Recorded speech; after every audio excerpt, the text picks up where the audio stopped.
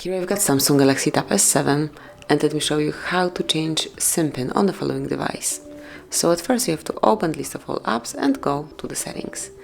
Now locate and open biometrics and security.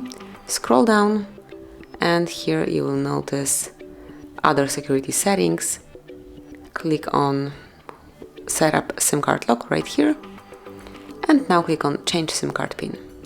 At first you have to enter the current one, tap on OK to confirm, and then it's time to enter new pin that you would like to apply. Re-enter it just to confirm, so in my case it will be 2580, tap on OK, and that's it. As you can see, SIM pin changed successfully. And that's it, that would be all.